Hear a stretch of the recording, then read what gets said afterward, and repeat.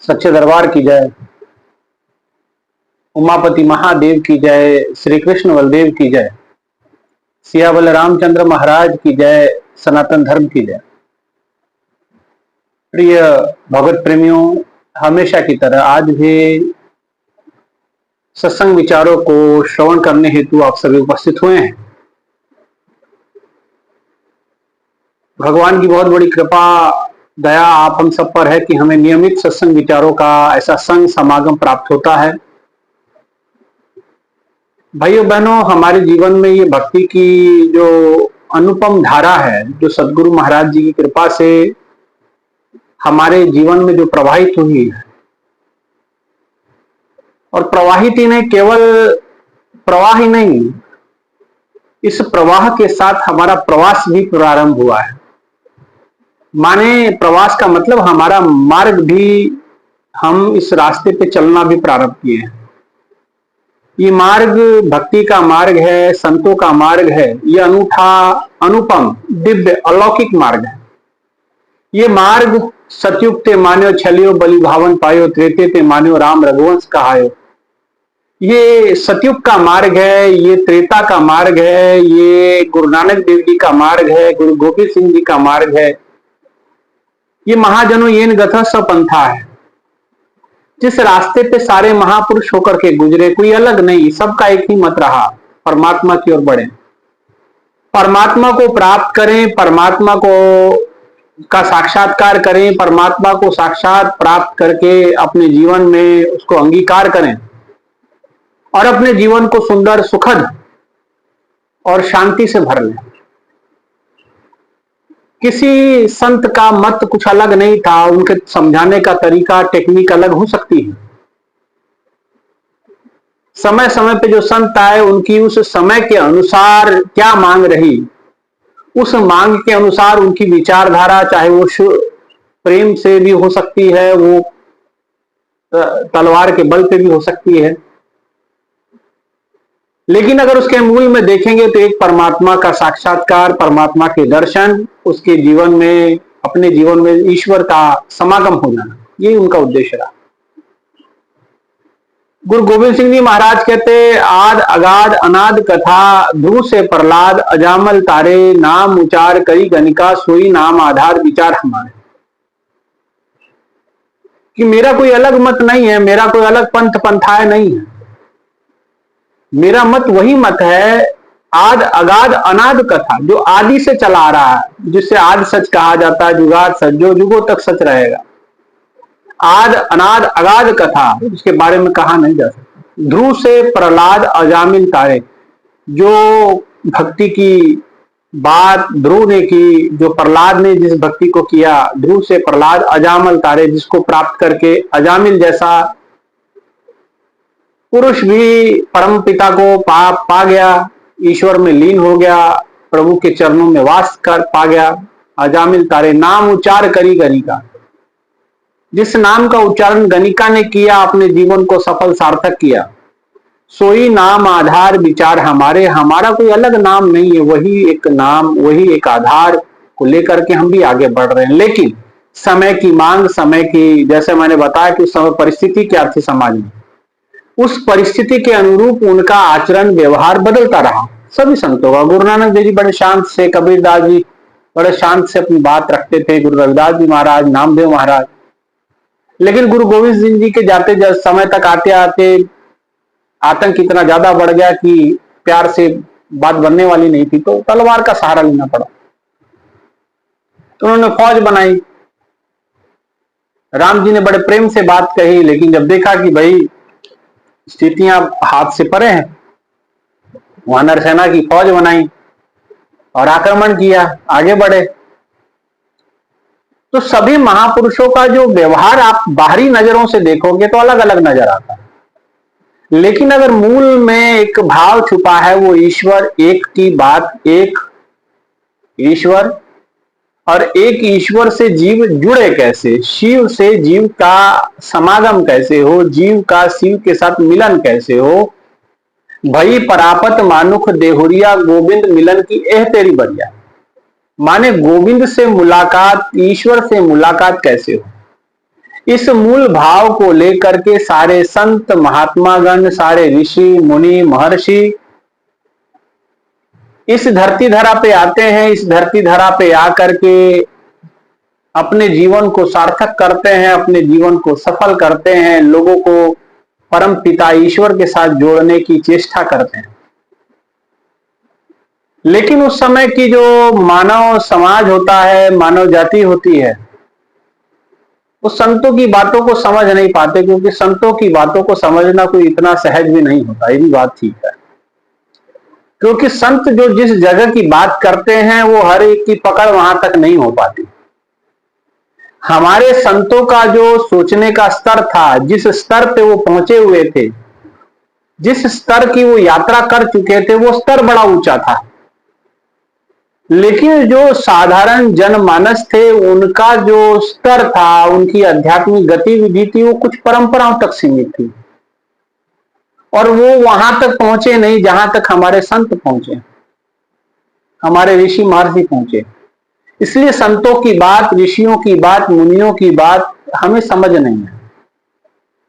अगर हमने भी वहां तक की यात्रा तय की होती तो शायद संतों की बात आज आप हम सबको समझ में आ गई होती, महापुरुषों की बात हमें समझ में आ गई होती, और हमारा जीवन संतों के समान हो जाता।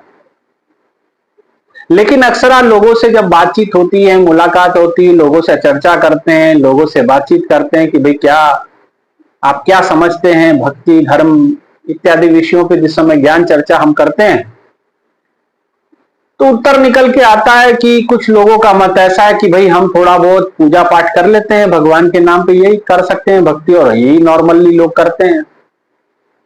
कहीं व्रत उपवास कर लिया, कहीं तीर्थों पे चले गए, कहीं थोड़ा बहुत तीर्थाटन कर लिया, कहीं भ्रमण कर लिया, कुछ जागरण, कुछ माता की चौकी, कुछ भागवत कथाएं, कुछ इस प्रकार के लोग अपने आप को भक्ति में संलग्न पाते हैं। और यही दुनिया में हमें भी दिखता है कि भाई इसी प्रकार से लोग सब लगे हुए हैं, और उनको लगता है कि ये कार्य करके हम बहुत बड़ा काम हमने कर लिया, या ईश्वर को हमने प्राप्त कर लिया। भाइयों बहनों, ये साधन है, आपके ईश्वर तक पहुंचने का साधन हो सकते हैं, लेकिन इतना भी केवल पर्याप्त नहीं है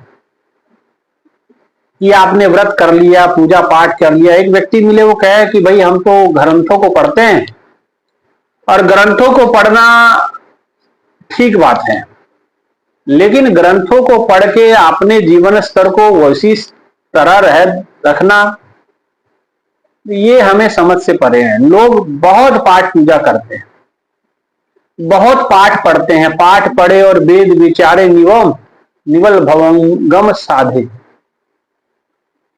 प्यारे में किए कर मने का, हार पढ़ो स्वामी के द्वारे, दीजे बुद्ध विवेका। संतों ने कहा, गुरुओं ने कहा कि मैंने बहुत पाठ पढ़े और वेद विचारे, पाठ पढ़े और वेद विचारे, पाठों को पढ़ा, बहुत पाठ किए मैंने। कई लोग मिलते हैं, हम रामायण का पाठ करते हैं, हम सुंदरकांड का पाठ करते हैं, कोई सुखमनी साहब का पाठ करता है, कोई गुरु ग्रंथ साहब का पाठ करता है, कोई रहराज साहब करता है, कोई जपजी साहब करता है, कोई हनुमान चालीसा जी का पाठ कर रहा है, कोई शब्दावली पढ़ रहा है, कोई अमृतावली पढ़ रहा है, कोई भजनावली पढ़ रहा है। तो सब लोग कुछ ना कुछ रटन पठन पाठन चल रहा। लेकिन संतों ने कहा पाठ पढ़े और वेद विचारे। मैंने पाठ भी पढ़े और वेदों पे विचार भी किया।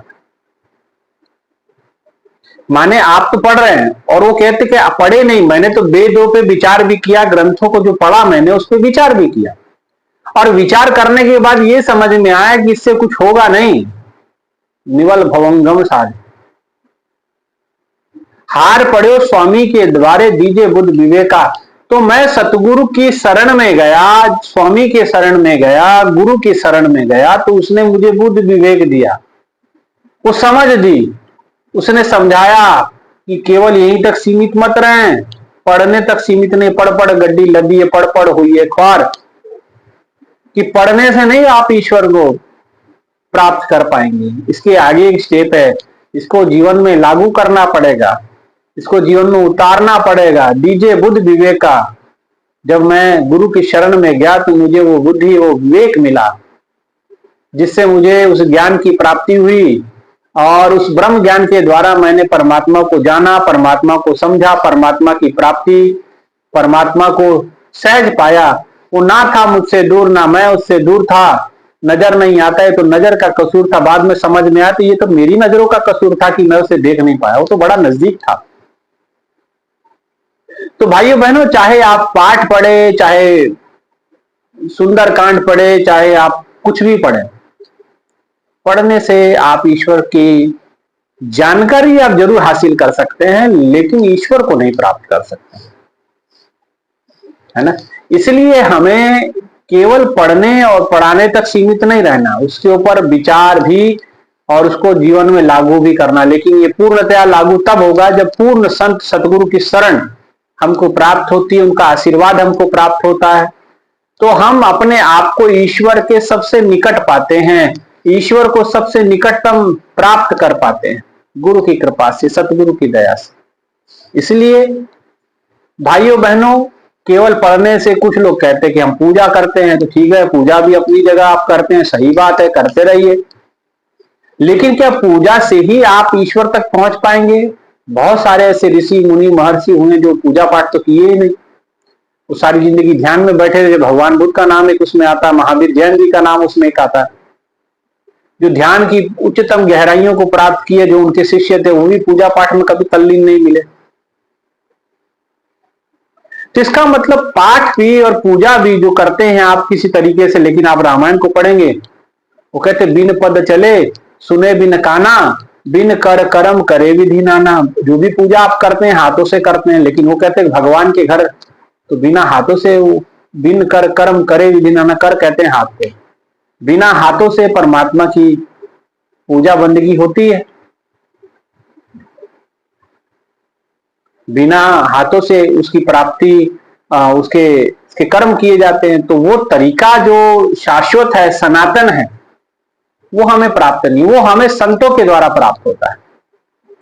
जब संत हमारे जीवन में आते हैं, सतगुरु हमारे जीवन में आते हैं, तो वो सनातन पथ हमारे लिए प्रशस्त करते हैं। वो मार्ग आज से अगाध कथा, वो जो आदि से चला आ रहा, जो वो मार्ग हमारे लिए खुल जाता है, वो खोल देते हैं और हम उस रास्ते पे, हमारा प्रवास प्रारंभ हो जाता है, मार्ग हमारा प्रशस्त हो जाता है।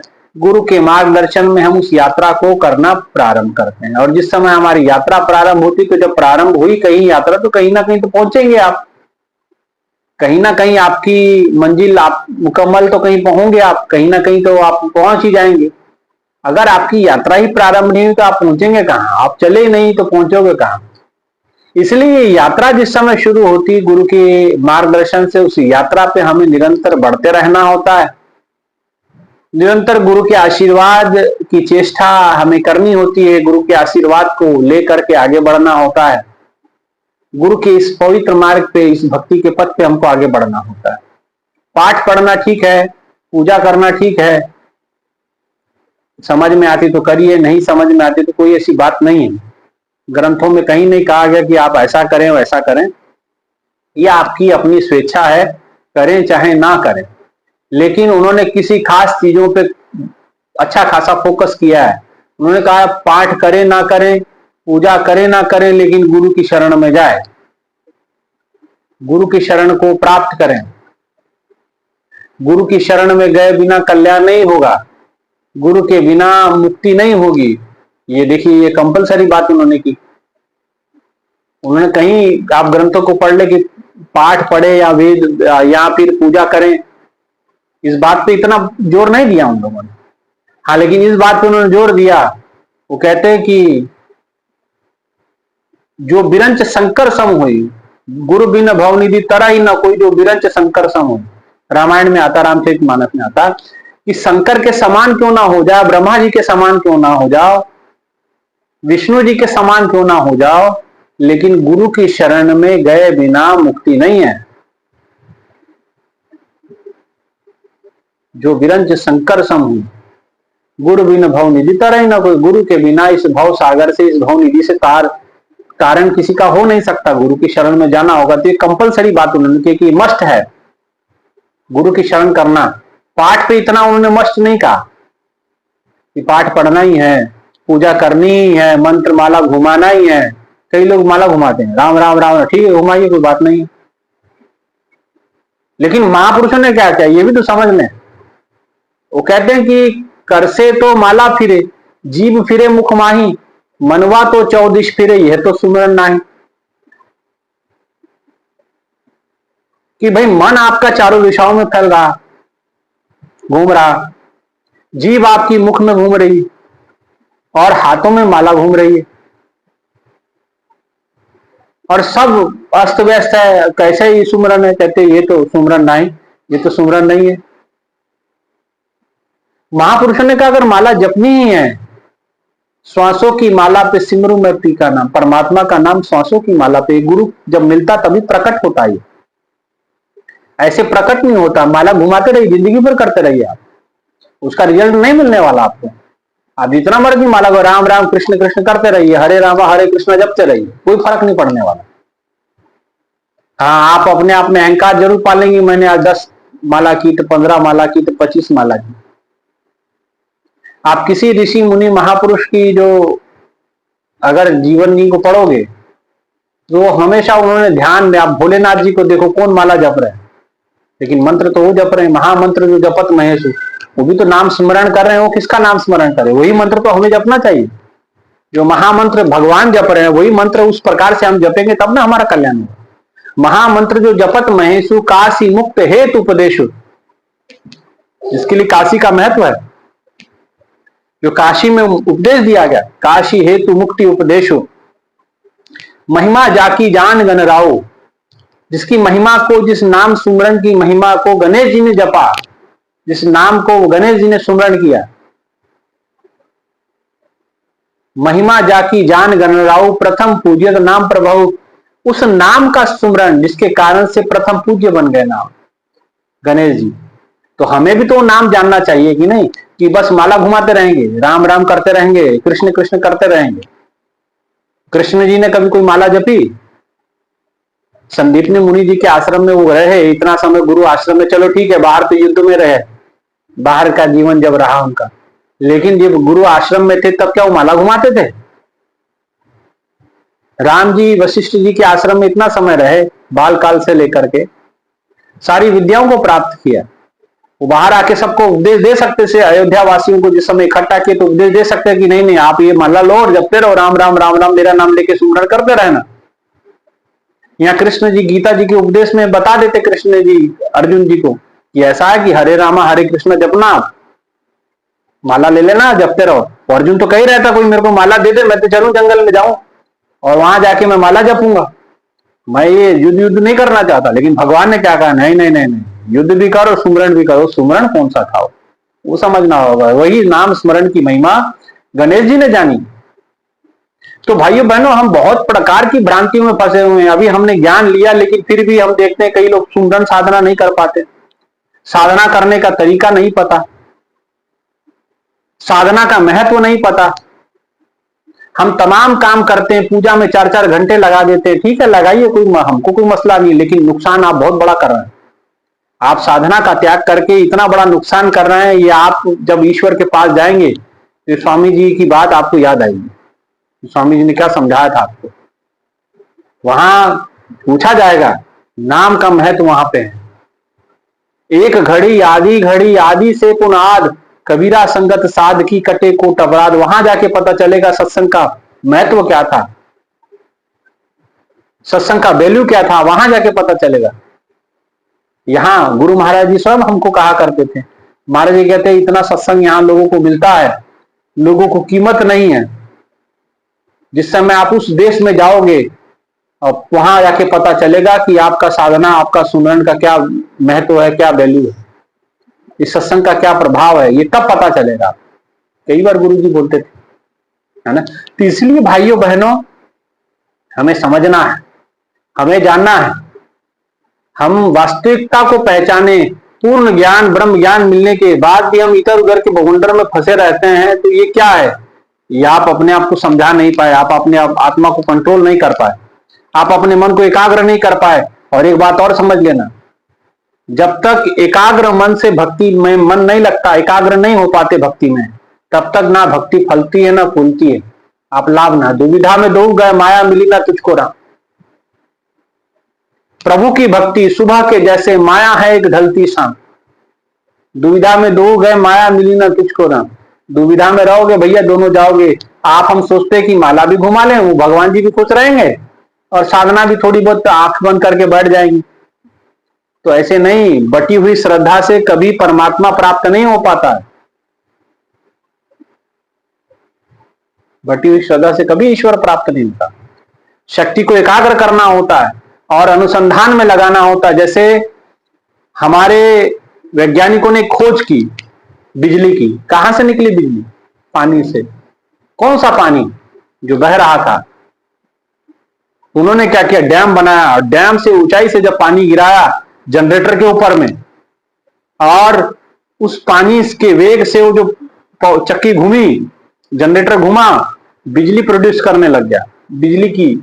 और बिजली कितने फायदे देखिए, पंखे में आ जाती है तो पंखा घूमने लगता, हवा देना, फ्रिज में चले जाती तो ठंडक देती, हीटर में चले जाती तो गर्माहट देती।